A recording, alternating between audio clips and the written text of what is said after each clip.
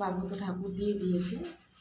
তো আমি এখানে একটুখানি কলমি শাক ভাজি, অল্প করে ভাজবো। এতটা পরিশ্রম করে বলে গল্প। এই যে না, দুটো আটি নিলাম, দুটো আটি ভাজবো আর এগুলো ফ্রিজে রেখে দেবো। খনিজ দিয়ে ভাগ পাবো তাহলে। এগুলো বেছে নেবো এখন বসে বসে।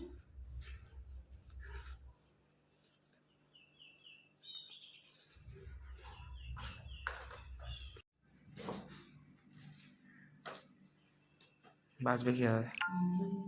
বেছে রেখে দেখে নেবো পোকা টোকা আছে কিনা, যেহেতু বাজারের শাক। বলা যায় তো না হ্যাঁ, কোথায় কি লিখে থাকবে। বাজারের হোক বা বাড়ি হোক, একটু বেঁচে থাকাই ভালো। দেখে বেছে নেওয়াটাই ভালো। শাক পাতা যেহেতু এইভাবে বেছে নেবো। সব করে আমরা বেছে নেবে।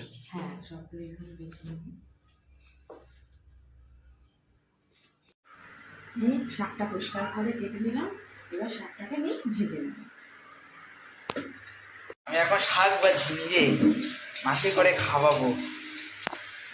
এই যে রান্না করছি, ছোট রাঁধুনি আমি। আমার হাতের রান্না কত ভালো লাগবে জানি না। তো শাক ভাজাটা রেডি। এইভাবেই একটু কাঁচা কাঁচা মতন করলে আমার ভালো লাগে খেতে। মা ভাত দিয়ে দিল, শাকের তরকারি আর শাকের ভাজা, গাম্ভীর